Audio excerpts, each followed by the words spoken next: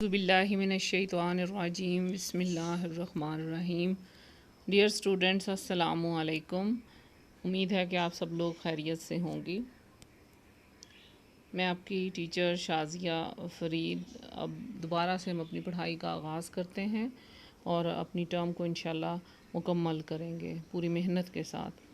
तो आज आपको मैं पढ़ाऊँगी हकूक़ुल इबाद, और ये आपके पेज नंबर 53 पर है। इसमें वैसे तो यतीम के हकूक़ हैं, बेवा के हकूक़ हैं, माज़ूर के हैं, मुसाफिर के हैं, लेकिन आज सिर्फ हम फोकस करेंगे यतीम के हकूक़ पर। और हकूक़ होते क्या हैं? हक़ की जमा है, इबाद अबद से निकला है। अबद का मतलब होता है बंदे, यानी बंदों के हकूक़ जो हैं वो क्या हैं। तो सबसे पहले जो है वो आपको यतीमों के हकूक़ के बारे में बताऊंगी।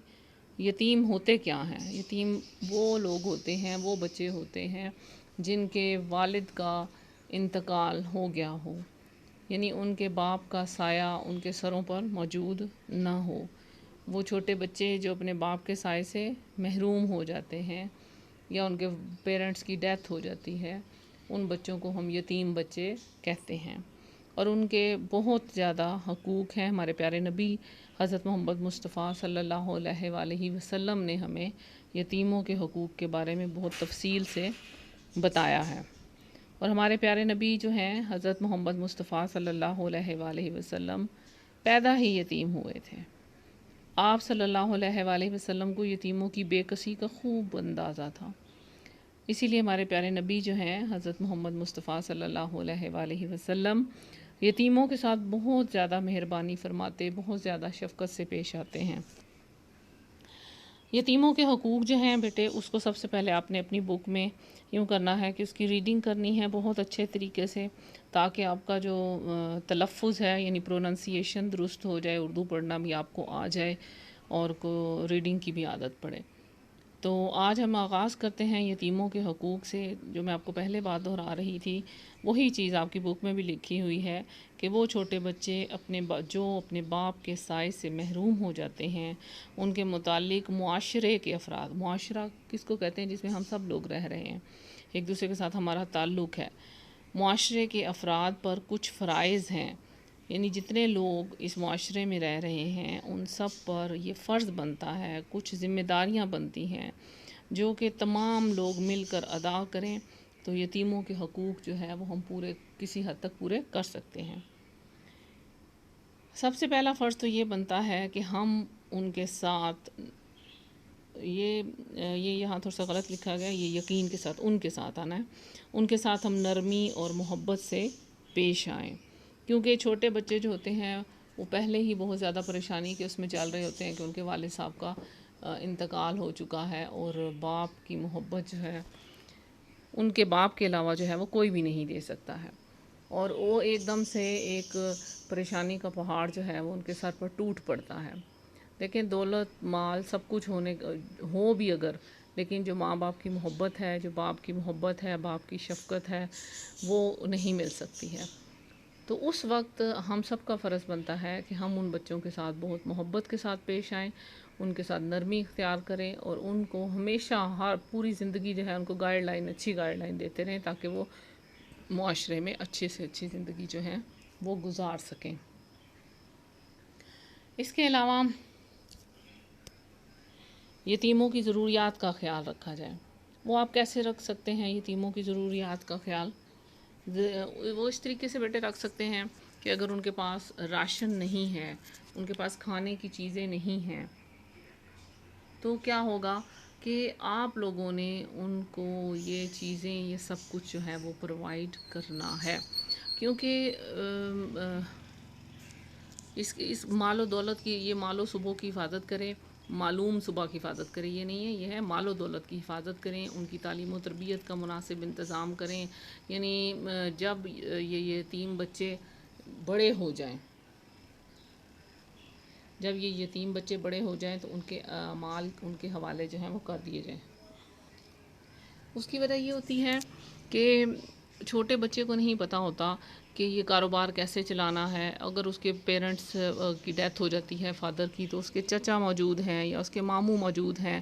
اگر وہ بھی نہیں ہیں، دادا نانا بھی نہیں ہیں، تو اس کے علاوہ اور بھی کوئی رشتہ دار جو اس کے بہت قریب ہوتے ہیں، ان کو چاہیے کہ وہ ان کے کاروبار کو سنبھالیں، اور جو ان کا شیئر آتا ہے یا جو حصہ آتا ہے وہ ان کے اموال جو ان کے اموال ہیں، یعنی جو مال و دولت ہے، اس کو اسی طریقے سے ان بچوں کے اکاؤنٹس میں ڈال دیں. یا جب پہلے تو اکاؤنٹس نہیں ہوتے تھے، لوگ پہلے کیا کرتے تھے، ان کے مال و دولت کو ان کی حفاظت کیا کرتے تھے اور پوری ایمانداری کے ساتھ کرتے تھے. اس سے یہ ہوتا ہے کہ جب وہ بچے بڑے ہوں گے تو ان کے پاس غربت بھی نہیں ہوگی، ان کے پاس بہت کچھ ہوگا کہ وہ اپنی تعلیم کو مکمل کر سکیں گے، اپنے گھر بار جو ہیں وہ سنبھال سکیں گے. اور بہت سارے لوگ جو ہیں وہ بہت ایماندار ہوتے ہیں، جو کہ یتیم بچوں کا بہت زیادہ خیال رکھتے ہیں، ان کے کپڑوں کا، ان کے کھانے کا، ان کے پینے کا، ان کی تربیت کا بہت زیادہ خیال رکھتے ہیں. جیسے وہ اپنے بچوں کی تربیت کرتے ہیں، کوشش کرتے ہیں کہ اسی طریقے سے وہ ان یتیم بچوں کی تربیت کریں. اور جب یتیم بچوں کی تربیت کی جاتی ہے تو ان کے گھر میں بھی اتنی ہی برکات ہوتی ہے. جیسے کہ رسول پاک صلی اللہ علیہ وآلہ وسلم نے ایک دفعہ اپنا ہاتھ بلند فرمایا، مٹھی بند کی اور سات والی 2 انگلیاں اٹھائیں اور کہا کہ یہ ذہن نشین یہ کرانا تھا، یعنی آپ یہ ذہن نشین لوگوں کو کرانا چاہتے تھے کہ یتیم کی سرپرستی اور امداد کرنا جو ہے وہ بہت بڑی نیکی ہے. آپ صلی اللہ علیہ وآلہ وسلم نے فرمایا، میں اور یتیم کی کفالت کرنے والا، کفالت یعنی اس کو پالنے پوسنے والا، جنت میں اس طرح قریب قریب ہوں گے کہ جس طرح یہ 2 انگلیاں ایک دوسری سے قریب ہیں. تو اب یہ دیکھیں کہ کون مسلمان ہوگا جو یہ آرزو نہ کرے کہ اسے جنت بھی مل جائے اور جگہ بھی رسول صلی اللہ علیہ وآلہ وسلم کے قدموں میں نصیب ہو جائے. تو کیا ہے، ان ساری فرمان سے پتہ چلتا ہے کہ ہمیں یتیموں کا کس طریقے سے خیال رکھنا چاہیے. ان کی مال و دولت کا بھی رکھنا ہے خیال، ان کے حقوق و فرائض کا بھی خیال رکھنا ہے، ان کی تربیت کا بھی خیال رکھنا ہے، تو وہ بچے بھی معاشرے میں سر اٹھا کر اچھے طریقے سے جی سکتے ہیں، اچھے طریقے سے رہ سکتے ہیں اور پر اعتماد زندگی جو ہے وہ گزار سکتے ہیں، جیسے عام بچے گزارتے ہیں جن کے پیرنٹس زندہ ہوتے ہیں. انہیں کسی چیز کا خوف نہیں ہوتا، نہ کھانے کا، نہ پینے کا، نہ اپنی پڑھائی میں کسی چیز کی ضرورت ہے اس کے کام ہونے کا، کیونکہ انہیں پتہ ہے کہ اگر وہ کچھ مانگیں گے تو ان کے فادر جو ہیں وہ ان کی پوری ضروریات کر دیں گے. اب یتیم بچوں کی پرورش میں خالی ان کا کھانا پینا ہی نہیں ہوتا، ان کی شادی بیاہ کا خاص طور پر اہتمام کرنا چاہیے. ان یتیموں کو اس بات کا بالکل بھی احساس نہیں ہونے دیں کہ آپ کے باپ جو ہے وہ نہیں ہیں، بلکہ ان کو تمام آرام اور سہولیات جو ہیں وہ فراہم کی جائیں، ان کا باپ جو کہ انہیں زندہ ہونے کی صورت میں فراہم کرتا تھا. یعنی جب یتیم بچے عاقل اور بالغ ہو جاتے ہیں اس وقت ان کی شادیوں کا اہتمام کیا جائے. جس طرح کہ یتیم بچیاں جو ہیں ان کی شادیوں کو خصوصی طور پر اہتمام کیا جائے، اور ان کے لیے جس طرح یہ جہیز کے بغیر تو لوگ بہت تنگ کرتے ہیں، ان بچوں کو جہیز وغیرہ دیا جائے، اعلیٰ تعلیم دی جائے اور کسی قسم کی پریشانی سے بچنے کی بھرپور کوشش کی جائے تاکہ وہ پریشان نہ ہوں. اس کے علاوہ ان کو تمام سہولیات دی جائیں، تحفظ دیا جائے، توجہ فراہم کی جائے، اور جب جو ان کے فادر ان کو دیتے تھے. جیسے ہمارے پیارے رسول صلی اللہ علیہ وآلہ وسلم جب پیدا ہوئے، سو غلطی سے کب لکھا گیا، جب پیدا ہوئے تو یتیم ہوئے تھے. آپ صلی اللہ علیہ وآلہ وسلم کو یتیموں کی بے بسی کا اندازہ تھا، اس لیے ہمارے رسول پاک صلی اللہ علیہ وآلہ وسلم یتیموں کے ساتھ بہت پیار، بہت شفقت سے پیش آتے تھے. دیکھیں ہمارے پیارے نبی حضرت محمد مصطفیٰ صلی اللہ علیہ وآلہ وسلم نے یتیموں کے کتنے حقوق بتائے ہیں، کتنا کچھ بتایا ہے. آپ دیکھیں کہ بچوں، جب اللہ تعالیٰ آپ کے پیرنٹس کو سلامت رکھے کہ جن بچوں کے پیرنٹس زندہ نہیں ہوتے، فادر زندہ نہیں ہوتے ہیں، ان کو بہت سے مسائل ہوتے ہیں. وہ بچے اپنا اعتماد کھو دیتے ہیں، وہ باہر نکلتے ہوئے ڈرتے ہیں، وہ کوئی بھی کام کرتے ہوئے جھجکتے ہیں، وہ پریشان ہوتے ہیں کہ ہم کیا کریں، ہم کیسے یہ کام کریں گے. لیکن اگر ان کے چچا زندہ ہیں، اگر چچا نہیں ہے، ماموں زندہ ہیں، کوئی بھی زندہ ہے، تو اس کو چاہیے کہ ان کے سر پر ہاتھ رکھیں. اب سر پر ہاتھ رکھنے کا مقصد یہ ہے، یا کہنے کا مطلب یہ ہوتا ہے کہ ان کی ہر چیز کا خیال رکھیں، کھانے پینے کا رکھیں. جس طرح وہ اپنے بچوں کو ٹریٹ کرتے ہیں بالکل انہی کے ساتھ ویسے ہی ٹریٹ کیا جائے، ان کو ویسے ہی تعلیم دی جائے، ان کو ویسے ہی سارے ان کے کام کیے جائیں، ان کو اتنا پر اعتماد بنا دیا جائے کہ ان کو اتنا پورا اعتماد بنا دیا جائے کہ وہ ان کا جو معاشرے میں مقام ہے وہ حاصل کرنے میں انہیں کسی قسم کی بھی کوئی پریشانی جو ہے وہ نہ ہو۔ آپ خود ہی دیکھیں کہ اگر 1 یا 2 دن کے لیے آپ کے پیرنٹس کہیں چلے جاتے ہیں اور آپ پیچھے اکیلے ہیں تو آپ کو بہت زیادہ مشکلات کا سامنا کرنا پڑتا ہے۔ تو اس صورت میں کیا ہے کہ ان کا خیال رکھنا جو ہے، جس طرح یتیم بچے ہیں ان کے تو فادر ہیں ہی نہیں، تو ان کا خیال رکھنا جو ہے وہ بہت زیادہ ضروری ہے۔ اسی لیے ہمارے پیارے رسول صلی اللہ علیہ وآلہ وسلم نے ہمیں قرآنی احکام کی صورت میں بھی سمجھایا ہے، اور آپ کی بک کے اوپر پیج نمبر 53 میں ہے، جس کا میں نے امیج آپ کو سینڈ کر دیا ہے، اور وہ آپ کی بک کے اندر بھی موجود ہے کہ یتیم کو حقیر اور بے سہارا سمجھ کر انہیں دھکے نہ دیے جائے۔ کچھ لوگ یوں ہوتے ہیں نا کہ اگر کوئی یتیم بچہ ان کے گھر میں موجود ہے اور اس کے پاس رہنے کی بھی جگہ نہیں ہے تو لوگ اسے سمجھتے ہیں کہ یہ تو بے سہارا ہے، اس پر جتنا زیادہ ظلم کیا جا سکتا ہے ظلم کیا جائے، انہیں دھکے دیے جائیں، انہیں مارا جائے۔ تو سورۃ المعون جو ہے قرآن پاک میں، اس میں بتایا گیا ہے کہ یتیم کو آپ حقیر اور بے سہارا سمجھ کر انہیں دھکے بالکل نہ دیں۔ اسی طرح سورۃ فجر میں ہے کہ نہ ان کے احترام میں کوئی کمی کی جائے۔ یعنی بعض لوگ کہتے ہیں نا ان کے تو باپ ہی زندہ نہیں ہے، کسی کو کیا پتہ چلے گا، ان کا کوئی احترام نہیں کیا جاتا، انہیں گالی گلوچ دیا جاتا ہے، انہیں برا بھلا کہا جاتا ہے، تو ایسا نہیں کرنا۔ اسی طرح سورہ والضحیٰ میں بیان ہے کہ یتیم پر قہر اور ستم نہ کیا جائے، یعنی اس کو مارا پیٹا نہ جائے۔ اگر وہ آپ کے پاس رہ رہا ہے تو اس کے ساتھ نرمی اختیار کی جائے، اس پر قہر یا سختی نہ کی جائے، ستم یعنی اسے مارا نہ جائے، پیٹا نہ جائے۔ اسی طرح سورہ الدہر میں ہے کہ سورہ الدہر میں ہے کہ لیکن یتیم کو یہ کھانا اللہ کی رضا کے حصول کے لیے کھلایا جائے۔ اس سے پہلے سورہ البلد میں ہے کسی رشتہ دار یتیم کو کھانا کھلانا بہت بڑی نیکی قرار دیا گیا۔ ویسے تو ہم اتنی دعوتیں کرتے رہتے ہیں، بڑے بڑے لوگوں کو بلاتے ہیں، رشتہ داروں کو بلاتے ہیں، لیکن اگر آپ کے خاندان میں کوئی یتیم لوگ موجود ہیں، یتیم بچے موجود ہیں، تو آپ نے ان کو کھانا کھلانا ہے۔ اور کھانا کھلانا یہ نہیں ہے کہ صرف دکھاوے کے لیے کھانا کھلانا ہے، آپ نے اس میں اللہ کی رضا حاصل کرنی ہے، تاکہ ہمارا رب ہم سے راضی ہو جائے۔ ان یتیم بچوں کو جیسے ہم نے خود اچھا کھایا، اچھی دعوت کی، اسی طرح سے یہ بچے بھی کھائیں، یہ بھی خوش ہو جائیں، انہیں کسی قسم کا احساس کمتری نہ ہو کہ ہمیں کسی نے بلایا نہیں ہے، ہمیں کوئی بلاتا نہیں ہے۔ جب وہ کھانا کھائیں گے تو ظاہری بات ہے وہ بھی بہت خوش ہوں گے، اللہ تعالیٰ آپ سے راضی ہوگا۔ سورہ نساء کو اگر آپ دیکھیں، اس کا ترجمہ ایک آیت کا ہے کہ یتیموں کا مال اپنے مال میں شامل نہ کرو۔ اتنی سی بات کو ذرا غور سے دیکھیں کہ اگر آپ کے پاس ان کے مال و دولت آ جاتا ہے، اس کا بھی کاروبار آپ نے سنبھالنا ہے، تو یہ نہیں کہ ان کے کاروبار سے جو پروفٹ آ رہا ہے یا جو کچھ بھی آ رہا ہے وہ آپ اپنے اس میں شامل کرتے جائیں اور خود اپنی دولت کو بڑھاتے جائیں، ایسا بالکل نہیں کرنا، بلکہ احتیاط اور ذمہ داری سے ان کے حوالے کرتے جانا ہے، وگرنہ یہ بہت بڑا گناہ ہوگا، کیونکہ اللہ تعالیٰ تو دیکھ رہا ہے کہ آپ نے اس کے چاہے 1 روپیہ بھی اپنے اس میں ڈالیں گے تو وہ آپ کے لیے گناہ کا باعث ہوگا۔ لیکن نہ سمجھی کی عمر میں یتیموں کے مال ان کے حوالے نہ کر دو، یعنی اگر وہ کم عمر ہیں، بچے ہیں، ان کو پتہ نہیں ہے کہ وہ اپنا کاروبار زندگی کیسے چلا سکتے ہیں، تو آپ کا یہ فرض بنتا ہے کہ ایمانداری کے ساتھ اسے کریں، ان بچوں کو یہ مت دیں جب وہ جوان ہو جائیں، بلکہ کیا کرنا ہے آپ نے کہ ان کی پرورش، قرآن پاک کی آیت کو اگر دیکھیں، اس کا ترجمہ دیکھیں کہ لیکن نہ سمجھی کی عمر میں یتیموں کے مال ان کے حوالے نہ کرو، بلکہ ان کی پرورش بھی کرو، ان کے مال بھی حفاظت سے رکھو، پھر جب وہ بڑے اور سمجھدار ہو جائیں تو ان کے مال ان کے سپرد کر دو۔ یہ سورۃ النساء ہے، اس کو غور سے دیکھیں، اس کا ترجمہ پڑھیں تو آپ کو سمجھ آ جائے گا۔ آگے مزید بتایا گیا ہے کہ یتیموں کے ساتھ انصاف کا معاملہ کریں۔ یہ مت کریں کہ وہ یتیم ہیں تو ان کے ساتھ ان پر قہر کریں، ان پر قہر اور سختی کریں، ان پر ظلم کریں، انہیں کھانا نہ دیں، انہیں کسی دعوت میں نہ بلائیں، ان کے مال کھا جائیں، ان کے مال سے جو فائدہ حاصل ہو رہا ہے اسے اپنے فائدے میں شامل کر لیں، تو یہ بہت بری بات ہے۔ کوشش کرنی چاہیے کہ یہ سارا مال و دولت جو ہے اس میں سے چاہے 1 روپے کا بھی فائدہ ہو رہا ہو وہ ان بچوں کو دیں۔ آپ لوگوں نے کیا کرنا ہے کہ ان قرآنی احکامات جو میں نے آپ کو پڑھائے ہیں، آپ نے سارے کے سارے قرآنی احکامات کو جس طرح سورت کے حوالے سے یاد کرنا ہے، ترجمہ یاد ہونا چاہیے، آگے سورت کا نام بھی یاد ہونا چاہیے، اور کیونکہ یہ ترجمے جو ہیں وہ آپ کو پیپرز میں آ جاتے ہوتے ہیں کہ فلاں اس کا لکھیں، اور جب آپ بلکہ پورا کویسچن لکھتے ہیں اور اس میں آپ صورت کے لحاظ سے لکھتے ہیں تو آپ کو زیادہ اچھے نمبر جو ہیں وہ مل جاتے ہیں۔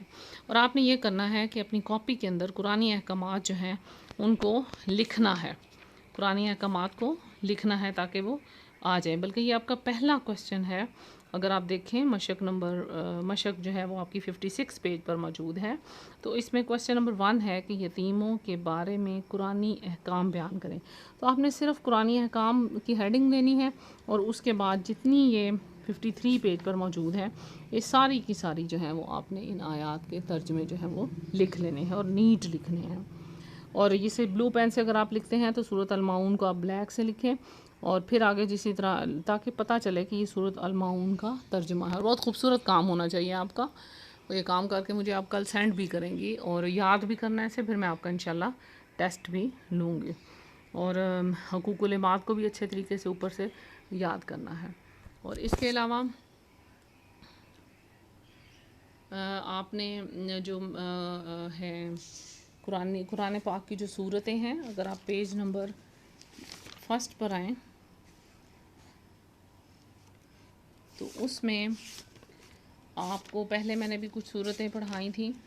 تو اب آپ لوگ جو ہیں سورہ الشمس جو ہے اس کو بھی یاد کریں. ہر سورت کو ویسے تو یاد کرنا چاہیے. آپ لوگوں نے سورۃ الشمس کو پڑھنا ہے، اور اس کی 15 آیات ہیں، تو اس کو زبانی بھی یاد کرنے کی کوشش کرنی ہے. تو زبانی آج آپ ایسا کریں کہ اس کی پہلی 7 آیات جو ہیں وہ یاد کریں، اور اچھے طریقے سے اس کی قرأت کریں. اور جس طرح میں بھی اب آپ کے ساتھ کر لیتی ہوں کہ بسم اللہ الرحمن الرحیم، والشمس وضحاها، اسے والضحاها بھی پڑھ سکتے ہیں، والقمر اذا تلاها، والنہار اذا جلاها، واللیل اذا یغشاها، والسماء وما بناها، والارض وما طحاها، والنفس وما سواها. یہاں تک آپ نے یاد کرنا ہے، ٹھیک ہے بیٹے، لیکن میں آپ کو پوری پڑھا دیتی ہوں. فَأَلْهَمَهَا فُجُورَهَا وَتَقْوَاهَا قَدْ أَفْلَحَ مَنْ زَكَّاهَا وَقَدْ خَابَ مَنْ دَسَّاهَا كَذَّبَتْ ثَمُودُ بِطَغْوَاهَا إِذِ انبَعَثَ أَشْقَاهَا فَقَالَ لَهُمْ رَسُولُ اللَّهِ نَاقَةَ اللَّهِ وَسُقْيَاهَا فَكَذَّبُوهُ فَعَقَرُوهَا فَدَمْدَمَ عَلَيْهِمْ رَبُّهُمْ بِذَنبِهِمْ فَسَوَّاهَا وَلَا يَخَافُ عُقْبَاهَا. صدق اللہ العظیم. آپ لوگوں نے بیٹے اس کو سورہ شمس کو آپ نے پڑھنا ہے، زبانی یاد کرنا ہے. اس کے علاوہ میں نے آپ کو سورہ الفجر پڑھائی تھی. امید ہے کہ آپ لوگوں نے چھٹیوں میں اس کو پڑھا ہوگا، اور کوشش کیا کریں بیٹے کہ قرآن پاک کو روز فجر کی نماز کے بعد جو ہے سورہ یاسین پڑھیں، یا آپ ترتیب کے ساتھ قرآن پاک جو ہے اس کی تلاوت کر رہے ہیں تو اسے پڑھا کریں. اور اپنی پڑھائی شروع کرنے سے پہلے یا علیمو بھی پڑھا کریں، 11 مرتبہ درود پاک بھی پڑھ لیا کریں. تو اللہ تعالیٰ برکت عطا کرتا ہے، آپ کے ذہن کو کھولتا ہے. یہ بہت ضروری ہے، کیونکہ اللہ تعالیٰ آپ کے، اور سورہ علم نشرہ بھی پڑھا کریں. اس کا یہ فائدہ ہوتا ہے کہ علم نشرہ تو آپ کو آتی ہے نا، اس میں ہمارے پیارے نبی نے یہ دعا پڑھی تھی کہ قرآن پاک میں یہ موجود ہے کہ اے محمد صلی اللہ علیہ وآلہ وسلم، کیا ہم نے آپ کا سینہ نہیں کھول دیا؟ تو بے شک کھول دیا، اور آپ پر سے بوجھ بھی اتار دیا، جس نے آپ کی کمر توڑ رکھی تھی، اور آپ کا ذکر بلند کیا. ہاں مشکل کے ساتھ آسانی بھی ہے، اور بے شک مشکل کے ساتھ آسانی بھی ہے.